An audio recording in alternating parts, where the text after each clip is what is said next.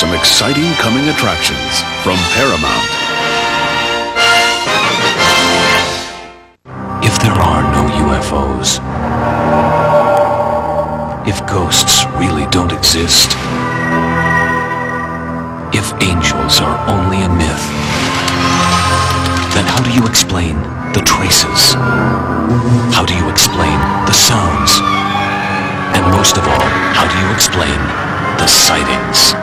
Beyond imagination lies the truth.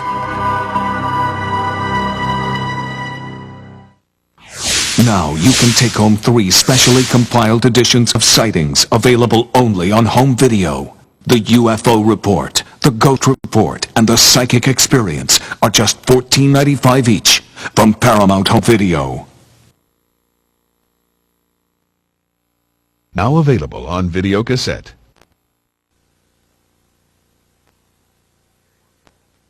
Sirius 4, you are cleared for deorbit. Copy, traffic control. Sirius 4, ready for pre-ignition. Prepare for a journey to the outer limits of human understanding. Travel at the speed of imagination itself. Venture into realms of unimagined vastness, cosmic mystery, and stunning natural beauty. Guided by your host, Patrick Stewart. Come with us, then.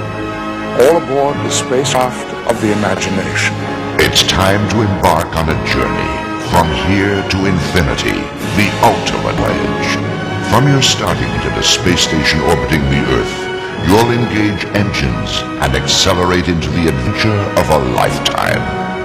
Your trajectory will take you through the solar system to the nearest stars, to the edge of the Milky Way. Plunging into the swirling vortex of a massive black hole, you'll make your way to the very edge of the universe and beyond.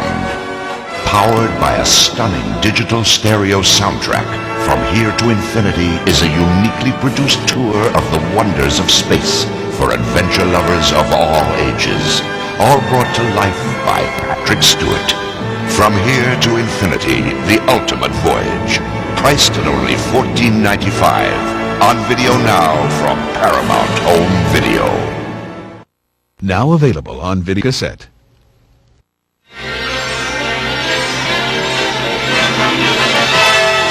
And now we're pleased to bring you our feature presentation.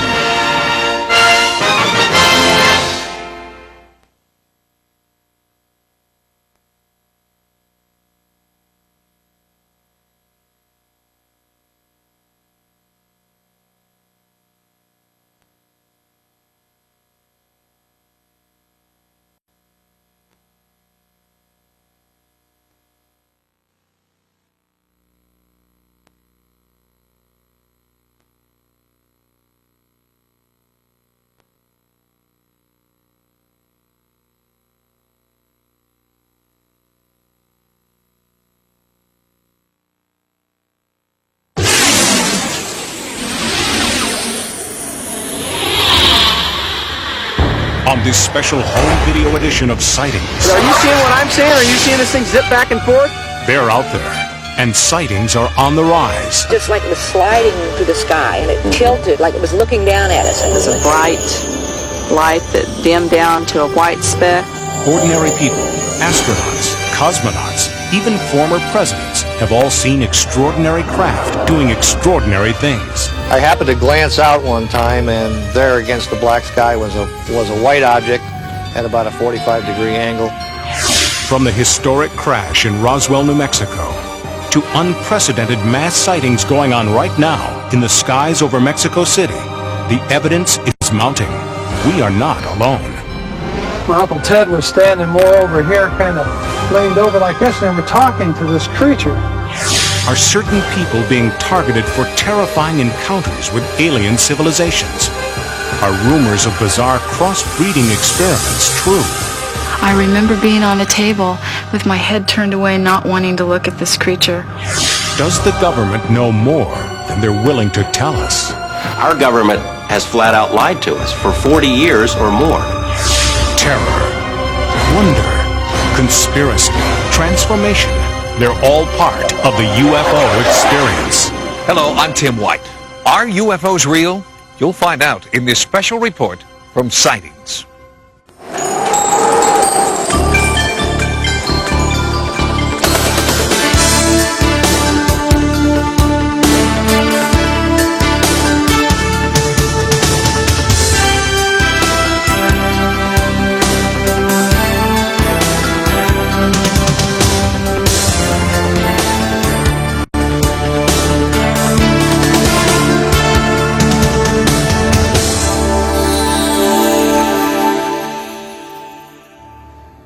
In the vast expanse of space lie wonders unimaginable.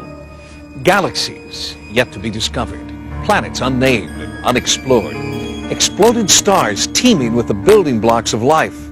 Scientists are devising new technology to reach these outer worlds, but perhaps someone or something out there has beaten us to it.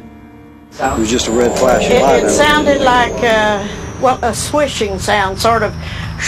Et alors autour de cette forme, il y avait des petites lucioles rouges. I saw this big triangular shaped 3 lights on each corner coming over my house. Mysterious lights in the sky. They were like stars. It just like was sliding through the sky, and it tilted like it was looking down at us. It was a bright light that dimmed down to a white speck and went back to a red light, down to a white speck, and then just disappeared.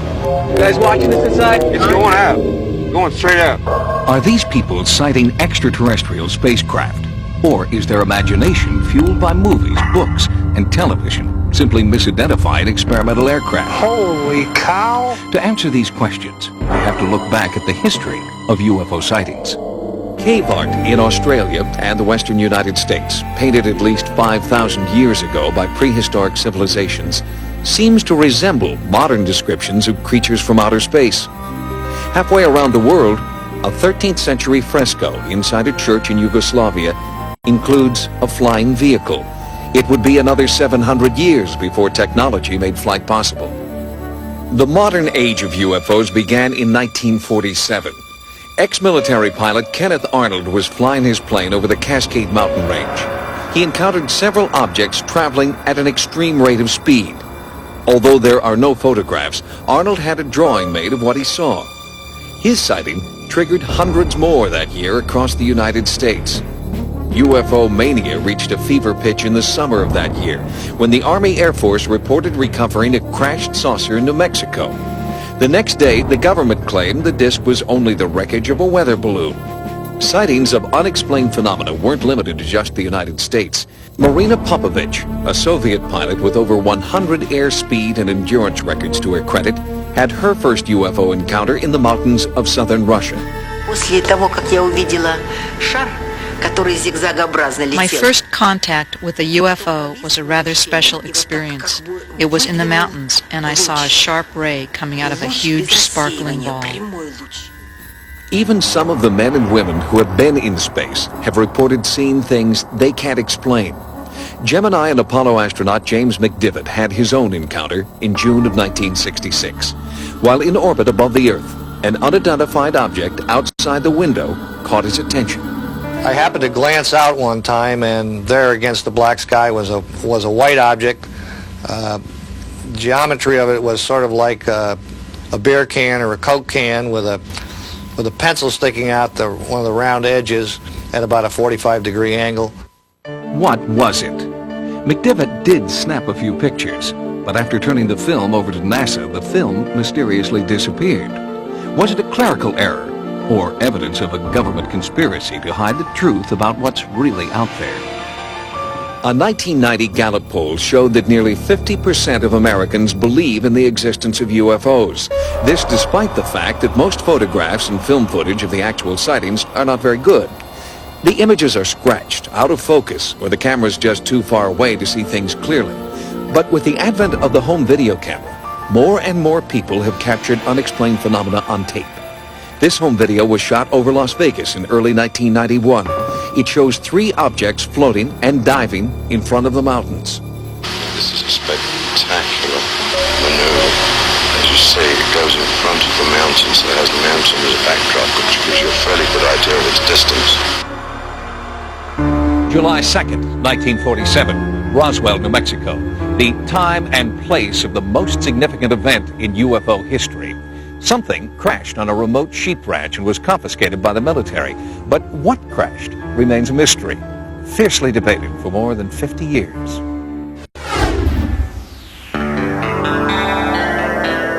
Roswell, New Mexico. It's as quiet and peaceful today as it has been for decades. But on July 6, 1947, that tranquility was shattered by a local newspaper headline. Air Force captures flying saucer on ranch in Roswell region. The story described wreckage of a flying disc found near a place called Corona, and it was based on a press release written by the public information officer at Roswell Air Base, Lieutenant Walter Haut. This building here, building number 84, is a building I believe that they brought materials from the Corona crash and stored them in here temporarily. The chief intelligence officer at the base, Major Jesse Marcel Sr., was sent out to the ranch to collect the crash debris and transport it to the Army Air Force headquarters for examination. In the meantime, newspapers all over the western United States picked up the story. But before Marcel had landed his plane and strange cargo, the Air Force issued a second bulletin. By the time the B-29 with Jesse Marcel and some of the wreckage got to the headquarters 2 hours after they left in Fort Worth, Texas, the fix was already in to kill the story. The second press release was far different from the first, saying the wreckage was actually from a weather balloon. Could the Army's top intelligence investigators have committed such a basic blunder, failing to recognize the mundane remains of a weather balloon when they first encountered it? No, says nuclear physicist and part-time UFO researcher Stanton Friedman, who's been investigating the Roswell crash for over a decade. He says that while Marcel was in the air, the Roswell base commander, Brigadier General Roger Ramey, got orders from Washington to cover up the incident. And what he did was arrange for the wreckage of a weather balloon, the radar reflector on a weather balloon. And for a while, the saucer saga was forgotten, and might have remained so if Major Marcel hadn't rekindled the fire in 1980. Just before he died, Marcel admitted that the weather balloon story had been fabricated to hide the truth. He told Walter Haut there really was a saucer crash. He made statements to the effect that it was nothing of this world. It couldn't be bent, torn, cut, pierced, burned. He went through a whole list of them. He said, we just don't have the technology to produce material like I brought in from that ranch. Stanton Friedman contends that wreckage from an unidentified craft landed 200 miles away from the Roswell site. Friedman and other ufologists believe that this proves that there was not one but two crashes over New Mexico on July 2nd, the result of a spectacular mid-air collision. And at the second site, there were survivors. When I first came up to the craft, the creatures were laying like this in a line, side by side. And the live one was over here. Gerald Anderson says he was 5 years old when he and his family came across the unearthly wreckage and bodies. And my dad was kind of right about here, and he was sitting like this. My Uncle Ted was standing more over here, kind of leaned over like this, and they were talking to this creature. Anderson's story matches that of others who were in the area at the time. With the help of hypnotherapy, he's been able to remember the encounter with startling detail. His description matches those from people who claim to have seen aliens. 4 feet tall, grayish skin, large eyes, long skinny arms and fingers. Anderson recalls 2 aliens were dead, a third dying, and a 4th alien survivor seemed to be trying to communicate. Then just suddenly he turned and he looked at me. And when that happened, all kinds of things just started happening inside my head. I started getting sensations of tumbling and falling and an awful loneliness, like there was no way he could possibly get back to where he came from. Anderson says that within a matter of minutes, the military arrived, sealing off the area. The civilians at the site were threatened with bodily harm if they talked. Nevertheless, in the past 20 years, hundreds of witnesses have come forward, some daring to speak only on their deathbeds. Since Roswell ushered in the modern age of ufology, there have been more than 200,000 UFO sightings. Most are single craft witnessed by a single individual, making it virtually impossible for researchers to verify. But since 1991, ufologists have been documenting the largest mass sighting in history in the skies over Mexico City. The sightings began on July 11th, 1991. On that day, there was a total eclipse of the sun. One of the best places in the world to view the eclipse was Mexico City, and for the first time, because of the home video revolution, thousands of people pointed their video cameras to the skies. Exactly at the time of the full solar eclipse, a disc-shaped craft appears over the city, hovers for over 30 minutes. 17 people on the ground, recorded it on home video. And that's never happened before in the history of ufology. When modern scientists tested the date of the historic solar eclipse, they weren't alone. Some believe the ancient Mayas also predicted the exact date of the eclipse more than 3,000 years ago. This Maya calendar made another startling revelation. It predicted that on the day of the eclipse, a new age of enlightenment would begin. It's referred to as the prophecy of the sixth sun. The legend of the sixth sun, the new sun, signified by the great eclipse that just occurred, speaks of an opening of knowledge. The sixth sun indicates precisely the moment of its arrival. Strangely, on the day of the eclipse, something did arrive in the skies over Mexico. Hundreds of those home video cameras that were shooting the eclipse got something completely unexpected. UFOs, unidentified flying objects, all videotaped by hundreds of different people. So far, more than 110 home videos have been verified as containing footage of unexplained craft. It may sound difficult to believe in a city with almost 20 million people that practically every afternoon you can see a UFO. Jaime Mason is one of the most respected television journalists in Mexico City today, in the Mexican version of 60 Minutes. Mason calls himself a former skeptic. During the last year, thousands, and I would say hundreds of thousands of people have witnessed UFOs. What I feel is important as an investigative reporter is the fact that the evidence presented was never questioned. The credibility of the witnesses was attacked, not the proof that they presented. People from all walks of life videotaped wave after wave of UFOs hovering in the sky. Sightings has obtained the exclusive U.S. rights to these historic tapes. One of the first to come forward with his home video was respected dentist Dr. Marco Antonio Rosas. The people are definitely not nervous or afraid of the appearances of the UFOs. The people actually like the idea and feel that these appearances can bring some benefit to the Earth. Since the eclipse, the UFO sightings have continued week in and week out, and the acceptance of the phenomena by government officials has made even the most reticent eyewitnesses willing to come forward. Padre Ferrer, a priest at a local Catholic church, has seen and recorded these mysterious UFOs.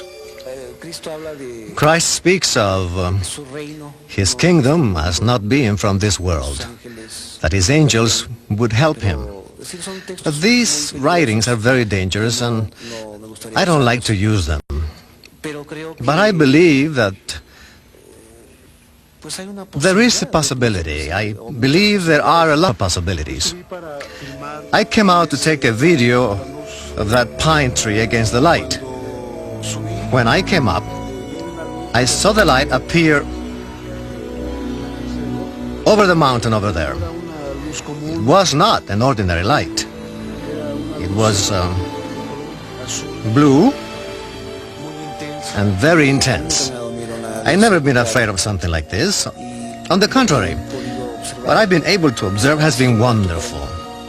Once a philosopher said, if God is outside of the truth, I'll stay with the truth. So I feel there is no contradiction. Unlike the U.S., where UFO controversy most often takes place outside the media mainstream, the Mexico mass sightings are discussed openly on national television. Not everyone agrees the UFOs are extraterrestrial craft. But in Mexico, healthy debate on the true origin of these UFOs is encouraged.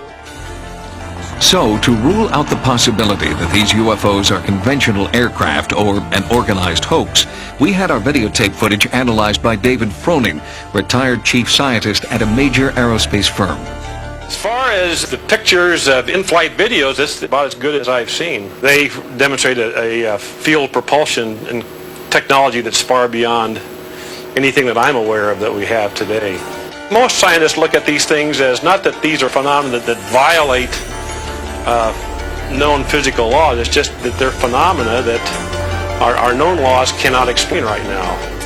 If these craft do defy the laws of physics as we know them, could they be alien spacecraft? Do they portend a visitation from an enlightened civilization, as some believe? The sightings continue to this day, and there is a growing grassroots movement working in Mexico to find out what or who is patrolling their skies. UFO experts who conduct serious research have a whole vocabulary to describe their formative science. One term you may not be familiar with is flap. A flap occurs when UFOs appear in waves over a specific area, as in Mexico City. The appearance of a flap has sinister overtones for ufologists. All around the globe, there are certain places that seem to act as natural UFO magnets. These areas are attracting flaps, or waves of UFOs, that may last for years.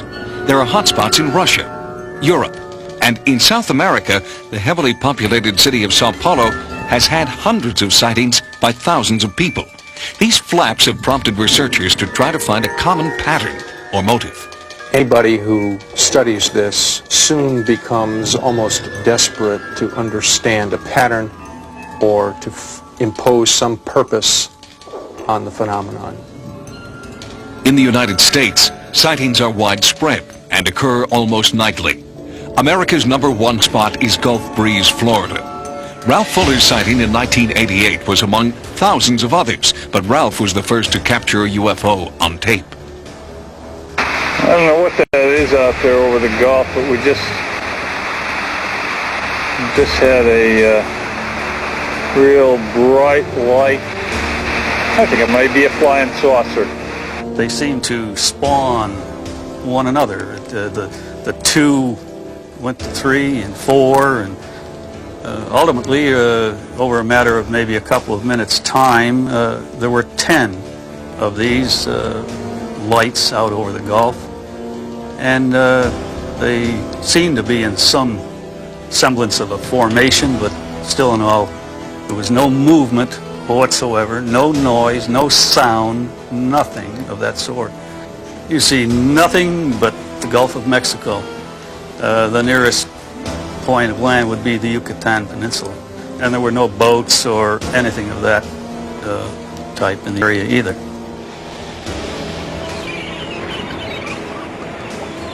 These are Skywatchers, amateur UFO enthusiasts in the Gulf Breeze area who go out almost every night of the week with cameras and binoculars in search of UFOs. What makes a good skywatching area, for one, is a good field of view. That is, being able to have an unobstructed view of the skyline, and ideally you'd like to be away from city lights, but that's not always possible.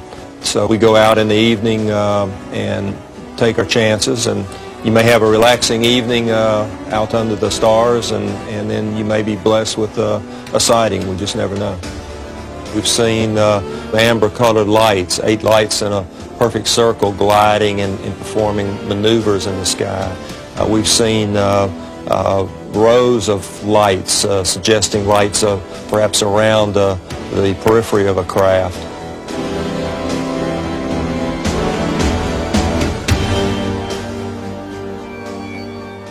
There are UFO hotspots all over the country. Gulf Breeze, certainly, but also here in New York State near a little town called Pine Bush. And the hotspots here near Pine Bush, according to one scientist, have a very special meaning. Bruce Cornett is a geologist who lives near Pine Bush, New York. After numerous significant sightings of UFOs near his home, he began studying the area with an electromagnetometer. What I found is that these magnetic anomalies are in specific patterns. And all of the UFO activity, the landings, the sightings where they are taking off and landing, when we've been able to identify specific areas, are associated with these magnetic anomalies. Are you suggesting that nature created homing devices deep in the ground? No, I think that it's a reverse. If we are dealing with an alien culture and they are doing something underground, they're using the natural magnetic anomalies to disguise their own magnetic signals. Are you saying there are, or could be, aliens in the Earth? I'm not saying it's certain. It is definitely possible, based on what I've seen. Do you realize how that sounds?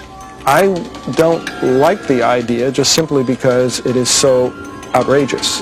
Then I would have to also add some of the photographic data that I have that shows, at least in one particular case, a UFO going up at a 7-degree dive right down into the ground, what appears to be. One of the most well-documented sightings in history occurred in Pine Bush on August 6, 1992.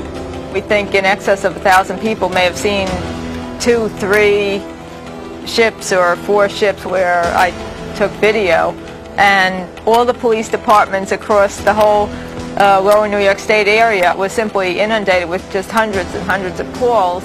We looked over top of the trees, and there was this object there out of nowhere, this great big object. It was about 300 foot wide, the size of a football field hanging over your head, and about 300 foot off the ground. We looked at our clocks, and we had 3 battery running clocks, 2 in the kitchen and 1 in the living room. And for some strange reason, all 3 clocks were stopped at the same time. Just about everyone in Pine Bush has seen a UFO. In his barbershop, Butch Hunt hears a lot of stories from eyewitnesses about strange alien encounters. About 60% of the people around here, I think, have seen something. And some talk about it and some don't. They're just afraid to talk about it. Afraid of ridicule and intimidation. The one that we saw was over at Red Mills Bridge, and there were 6 of us in the car, but it just so nice. It just glided right over the trees, and we just got out and stood there, just gawked at it, and nobody said a word. But the whole episode was probably 30 seconds. But it was huge. It was bigger than the bridge. UFOs are cited by all kinds of people, including the most credible professionals that you can find. In addition, when we have multiple witnesses who all tell the same story, then we can say, well, that's probably a pretty good report. If we have enough detail in a given report that we can rule out all of the normal explanations, it's not the planet Venus, it's not the aurora borealis or a meteor, it's not an aircraft that we can name, then we are talking something fairly credible. If these mysterious craft are being piloted by an alien civilization, what is their mission? Why Earth? And why now? There are growing numbers of people, now in the thousands, who believe that they've been abducted, manipulated, and then released by aliens. It sounds ridiculous until you hear their stories. I looked up in my rearview mirror and lights were coming down out of the sky. I walked out to the edge of the water and I noticed this huge shining thing. I was so terrified looking into these big black eyes and these little creatures. I was thinking I could just raise my fist and crush his head. And exactly at that moment, I became paralyzed. The visions often come during sleep. Nightmares about being abducted, probed, and prodded by aliens who have sinister motives. Hundreds of people have come forward to talk about their disturbing experiences and admit that they think their nightmares are real. Experts believe that there are thousands, perhaps even millions more just like them, who are too afraid to talk. We have hundreds and thousands of people who are coming forward and saying that the abduction phenomenon has happened to them, that they've experienced it, and basically they say the same thing as everybody else has said, and until recently there was no possibility that they could have picked up these stories in the media. Since she was a baby, commercial photographer Kim Carlsberg has been plagued by memories of abduction. At 4:30 in the morning, I saw this image of these 4 beings just move through this wall. They just, like it wasn't there. And they came over to me, 2 at my feet, 2 at my head, and they started to lift me up to the ceiling. Bud Hopkins has been researching alien abduction reports for 26 years and is a firm believer. I'm the first to admit that all this sounds outrageous. It all sounds just crazy, and yet the evidence is there behind it. These particular problems could adequately be explained by the condition narcolepsy. This is a disorder characterized by hypnagogic hallucinations, and hallucinations that occur at sleep onset, which can be very vivid and include the feeling of other people being present in the room, or a sensation of levitation. Patients will actually describe saying that they are looking down onto their body. I have 2 people that I've never met describing this exact same examination of their head being opened up, something being done to their brain, and being put back together again. They opened my back. I knew my back was open because I could feel. It was almost as though a slit had been drawn down my back and across to the side, and they had opened a flap of of flesh and tissue.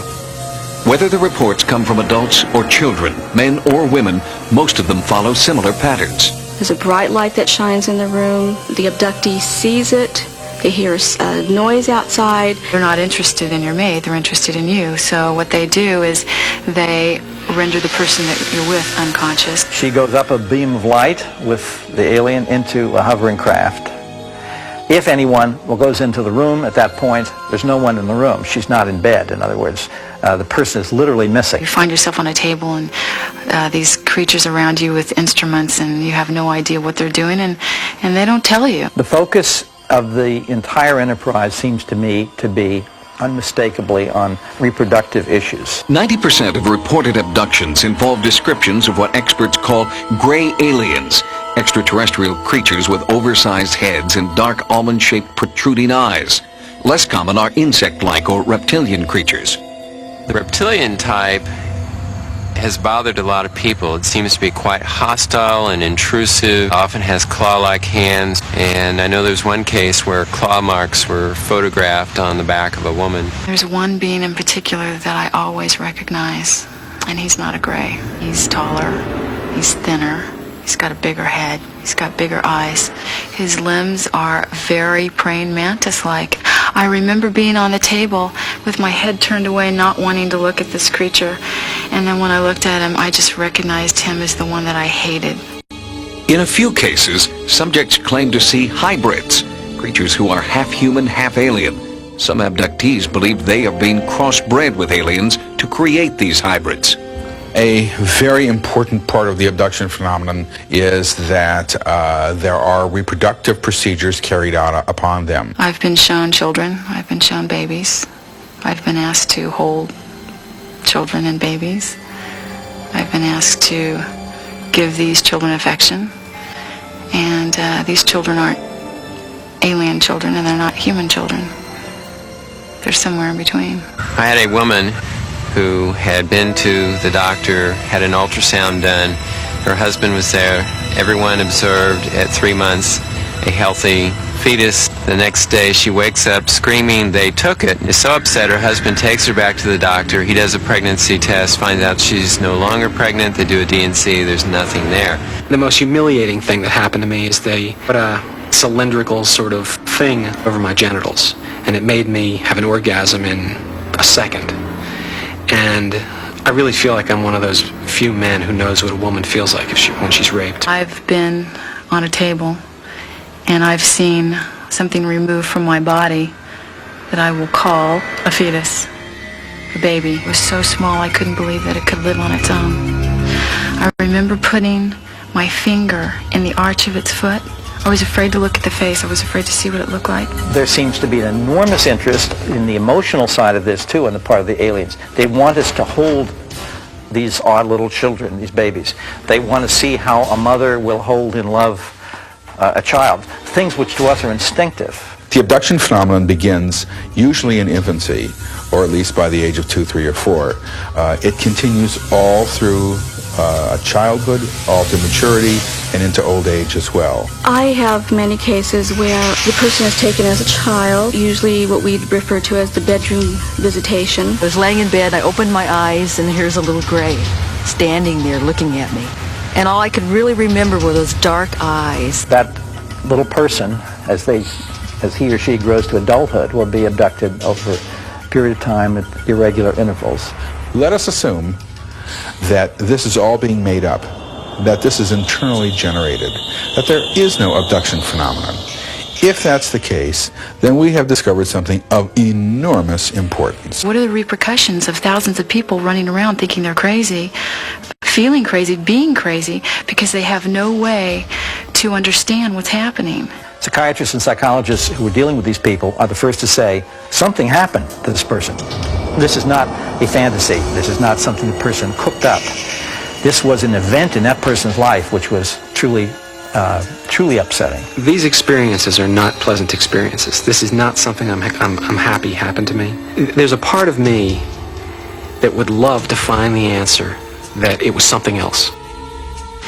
One of the most important and controversial UFO sightings in U.S. history occurred in Kecksburg, Pennsylvania, 1969.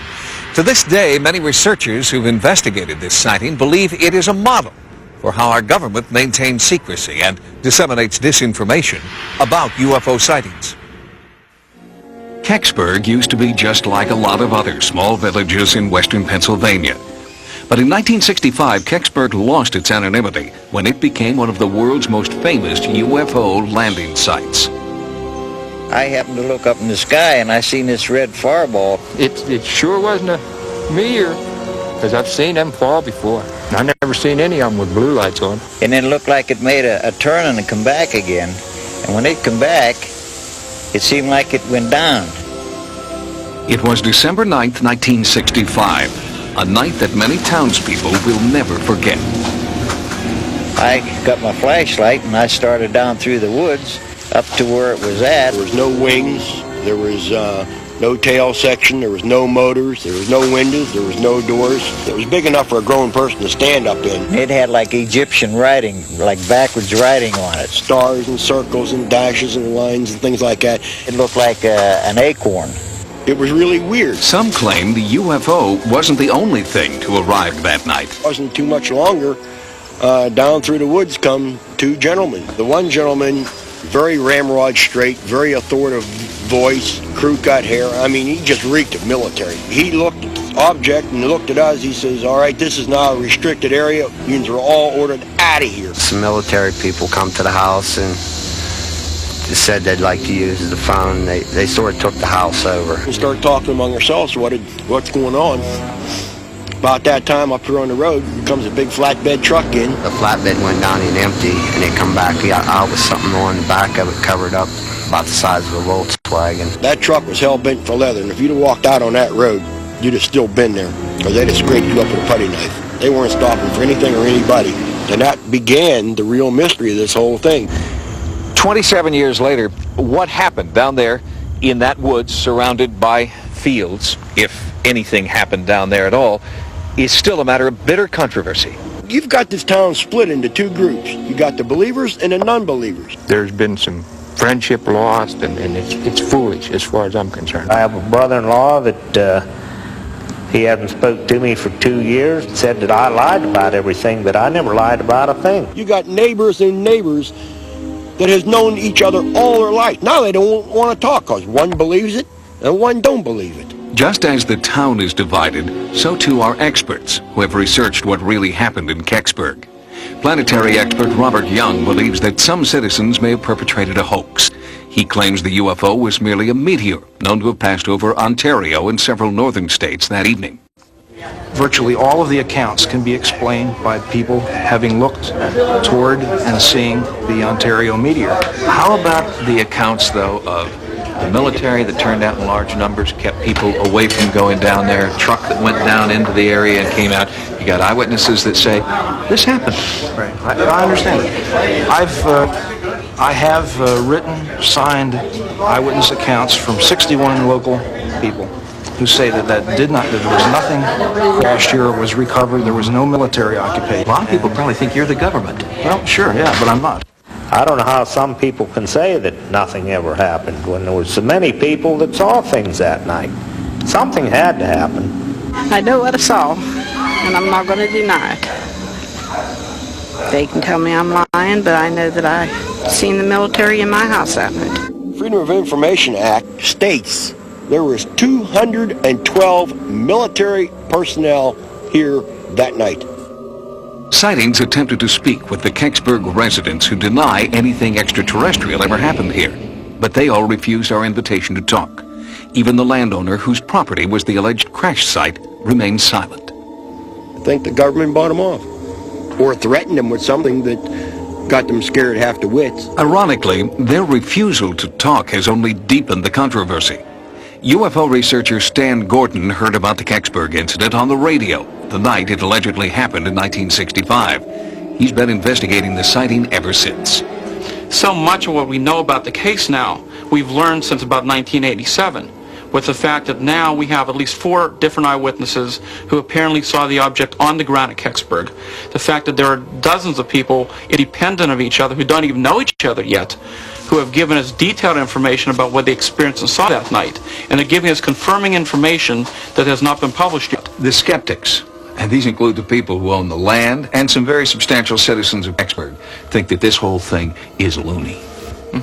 Why do they feel so strongly the other way? Could be that some of these people were in the wrong place at that time. They were in a position where they didn't see what was going on. And if you see the geography of the area and where the majority of people were that night, they could not have seen the military activity that was happening on the land on the other side of the area down there. Do you have any hard evidence at all that what went down in the woods near Kecksburg was something other than a meteor, or was anything at all? Unfortunately not. As in so many of these cases, you have to go by the eyewitness accounts. And in this case, the eyewitness accounts are very, very strong. And again, unfortunately, we don't have that type of information. If this was the case, whether it be a space probe or in other UFO cases, sure, if we had the physical hardware, the mystery would be over. What do you think it is? What do I think it is? At this point, and again, this is not conclusive, at this point, the weight of evidence would point in the direction that this may have been a Soviet space probe. If the object were proven to be a Soviet space probe, then many questions would be answered. If a Soviet device landed in Kecksburg, the government would have been required by international treaty to recover and return immediately any space debris to the country of origin. But retired Army Sergeant Clifford Stone doesn't believe the Soviet probe theory. If this was of Soviet origin in 1965, the State Department would have released documentation to me under their Moondust files. To date, none of that information has been forth. Clifford Stone collects government documents about space debris recovery operations, like Project Moondust and Project Blue Fly. He began his investigations in 1965 when, as an Army sergeant, he witnessed a top-secret delivery to Lockbourne Air Force Base, about 200 miles from Kecksburg. I noticed that on the back of the vehicle, it had something that was covered by a tarp. It was about 10 to 12 foot at the base, 12 foot tall. It looked like a chocolate drop. When my friend told me that every question I ever had about UFOs was under that canvas, I was mystified. Since that time, Stone has repeatedly attempted to obtain information from the government regarding that object. Each time, the government's response has been the same. They have taken the stance, by direction of the President of the United States, we may neither confirm nor deny the existence or non-existence of any information that all involve the recovery of unknowns. Kecksburg remains a town divided.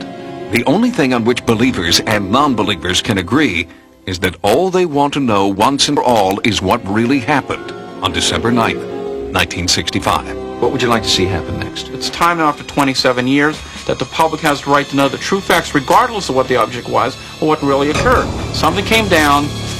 From numerous eyewitness accounts, there was a lot of military activity into the small village.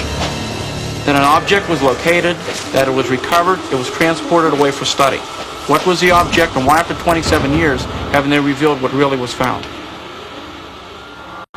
Until authenticated debris is collected and publicly displayed, the validity of the UFO phenomenon rests entirely with the credibility of its eyewitnesses. Ufologists know this and have spent many years collecting sightings reports from the most credible eyewitnesses of all, military pilots. Unfortunately, these pilot reports remain unconfirmed because military personnel in this country refuse to talk on the record. But in Russia, one former Soviet pilot is talking. In 1991, a pilot in Russia came forward and told of a frightening UFO encounter. Risking ridicule, Maxim Cherbakov was determined to tell what he maintains is the true story of his bizarre experience. At 19, Cherbakov was one of the rising stars in the Soviet Military Flight Academy and became the Russian equivalent of a Top Gun. His flying record was impeccable until August 1991. Then, on two separate occasions, he had strange mechanical malfunctions in his jet aircraft. On one occasion, he was forced to eject. An investigation of that incident concluded that Cherbakov had acted calmly and rationally. But 12 days later, a third incident would change Cherbakov's life forever. 28 августа. 20th August. Second shift. I made 2 flights with my commander, and third flight I made on my own. I gained an altitude of 3,900 meters. Then suddenly, I saw a ball in front of me, about 20 degrees to the right. He watched the object for several seconds. Then, as it came toward him, Cherbakov tried to radio the base. The light from the UFO was blinding. A sense of unexplainable fear came over me. On the back of my head, I began experiencing warmth. I felt as if someone was present and watching me. My movements were under control, controlled by someone other than me. Cherbakov claims the reddish-yellow object started maneuvering around the aircraft. For several minutes, it kept up with the jet's airspeed and mimicked its movements.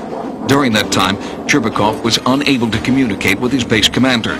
The radio emitted only a squealing sound.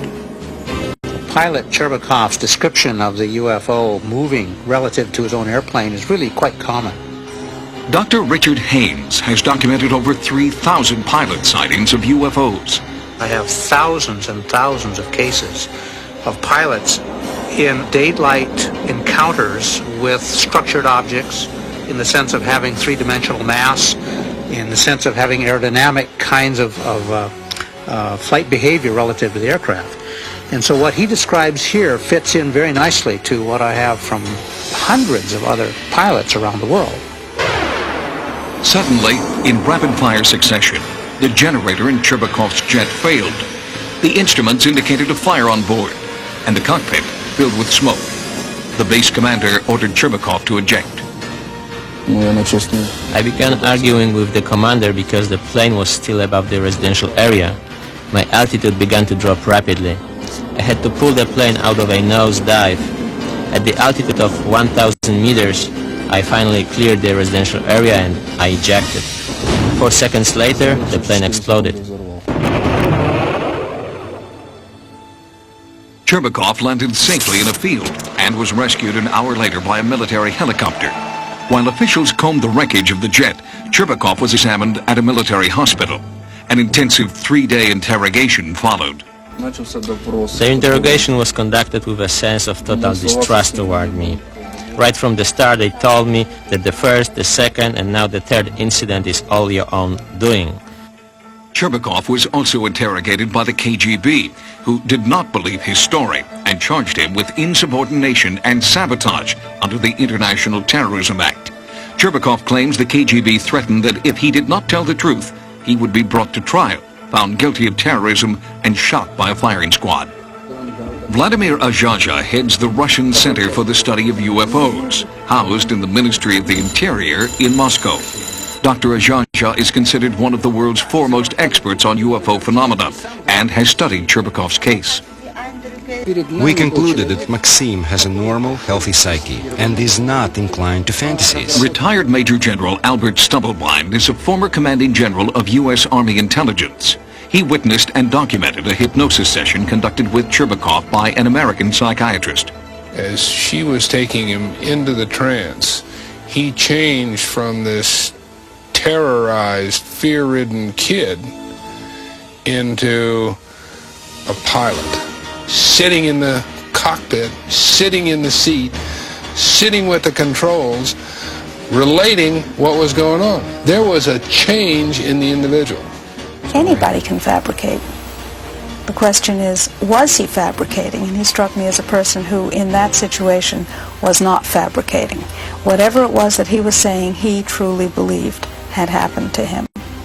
Maxime really believed he had not done anything wrong, in fact had done the right thing, and desperately wanted this sorted out. Although affidavits to that effect were presented at his court-martial hearing, the court still blamed Cherbakov for the destruction of his aircraft. But the military prosecutor admits that some of the evidence of Cherbakov's innocence was very convincing. From the beginning, I had doubts about the truthfulness of Cherbakov's statement.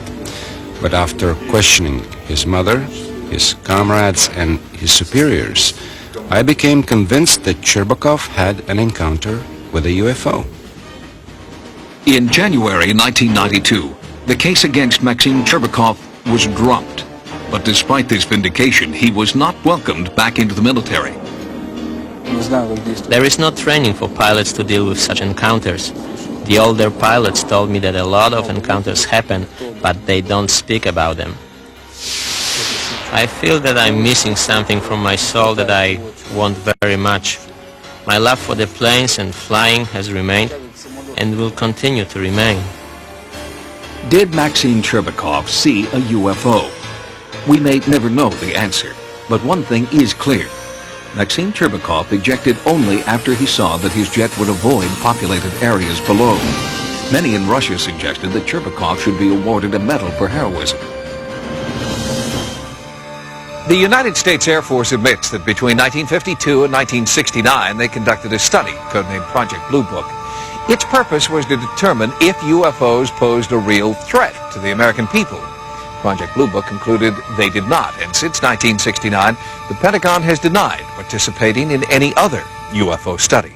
But ufologists believe this is a lie. They point to evidence of a monumental conspiracy designed to hide what the government knows and when it knew it. Our government has flat out lied to us for 40 years or more.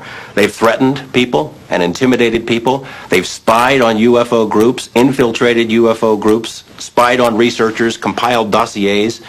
Their response is bordered on paranoia. In 1988, reporter George Knapp of Las Vegas CBS television station KLAS began investigating the U.S. government's involvement with UFOs. He says he's found evidence proving a massive cover-up that began in 1947 and continues to this day. The CIA says that it does not collect information on UFOs, and it hasn't since the 50s. There are reams of documents squeezed out of the CIA that indicate that they have on staff CIA UFO experts, agency personnel monitoring the situation on an ongoing basis. The FBI denied having any documents on UFOs in the 1970s, the early 1970s. 3 years later, they released 1,700 pages of information on UFOs, documents that they had. They lie. But for UFO researchers, there is one persistent problem with those hundreds of released pages. Most, like this 1958 UFO memo to President Eisenhower, have been highly censored, essentially making them unreadable. Even this National Security Agency document explaining why UFO data should remain secret is itself almost entirely blacked out. Ironically, the official position of the U.S. government is that UFOs are not a threat to national security. Yet the agencies involved claim the censored information is vital to national security. From 1947 to 1969, the Air Force conducted Project Blue Book. Staffed with just 3 people, it studied 12,000 UFO sightings. All but 701 were explained to the military satisfaction. And the group that remained unexplained? It does not contain any pattern of purpose or of consistency that we can relate to any conceivable threat to the United States. The Air Force closed Blue Book in 1969, but project critics weren't satisfied. The first person to head it up, Captain Edward J. Rappelt, quit in disgust, wrote his own book, and declared that there was something to UFOs, and the Project Blue Book was nothing more than a whitewash. Other government officials, including a senator and 2 former presidents, have tried unsuccessfully to shed some light on the UFO phenomenon. Arizona Senator Barry Goldwater, President Gerald Ford, and President Jimmy Carter, who actually saw a UFO himself and filed a formal report, have all sought to have top-secret UFO information released to the public. All requests for that information were denied. Cover-up allegations aren't limited to the United States government either. Author Timothy Good claims that governments around the world are keeping UFO information top secret. And in his book, Above Top Secret, he claims only an elite few have access to that information. Because so little of the research is made known to top ministers. One country is bucking that trend. Belgium has acknowledged tracking unidentified, seemingly intelligently controlled craft in its airspace. Radar tapes released by the Air Force show an object jumping from 200 meters to 2,000 meters in 1 second, a distance of just over a mile. The Belgian Air Force has even put aside a plane to search for the objects. But the attitude of the United States remains very different. UFO experts claim our government is conducting top-secret research into UFOs in the middle of the Nevada desert. South of a dry lake bed known as Area 51 is a place known as S4. allegedly home to a super-secret government research facility. In the course of our investigation, we found a scientist who says he used to work there. Robert Lazar was shocked when he first discovered what it was he would be working on. I got out of the bus. I was told to walk directly through the hangar, and immediately, even before entering the hangar, you can see the edge of a disc. This is your classic flying saucer, two inverted pie plates, if you wish, with a segmented, larger area dome on top. Within minutes of that, I finally realized that this had nothing to do with something the government was producing. And it was quite shocking because everything inside was small. This is a full-size craft, 30, 35 feet in diameter, maybe 40. But you're looking at seats that are, 18 inches off the ground, obviously made, for something smaller. And certainly wasn't made for children to play in. Lazar says there were 9 spaceships in all, and he claims to have seen one fly. It began to lift off the ground almost silently. There was a hiss sound, like a corona discharge if you hear around high voltage systems, accompanied by a faint, it probably would have been brighter at night, a faint blue glow around the bottom. As the craft approached about 30 feet, 20 feet, something like that off the ground, that corona discharge disappeared. The sound stopped and the craft stood there silently and slowly drifted over to the left and then to the right. The government denies they're testing alien craft at S4. Lazar no longer works there and nowadays spends his time working on one of his hobbies, jet car racing. He alleges that after he went public, security officers at the base threatened his life. He also says that his employment and military service records have disappeared. Despite repeated requests, the government can't find them. The subcontractor who hired him for the job at S4 refuses to comment. But a few clues support Lazar's contention that he is a scientist and that he has worked for the government. This W-2 form indicates that he had been employed by the Department of Naval Intelligence. Before his stint at S4, Lazar claims to have worked at the Los Alamos National Laboratory. Los Alamos officials can't find any record of him, but his name does appear in a laboratory phone book from that time. Reporter George Knapp was able to track down a few of Lazar's colleagues who could confirm parts of his story. But when they talked to Knapp, something strange happened. One after another had visits from government personnel who basically intimidated or told them to back off, followed them around. There didn't have to be any direct communication where an agent says, you keep talking to this guy, you're going to end up in a river. The message was very clear. Since Lazar's story broke, Area 51 has become a hotbed for UFO sightings. You see that? It just zipped to the left. See it again? While our cameras were there, a bright light appeared in the night sky. Utterly silent, it seemed to float below the mountaintops.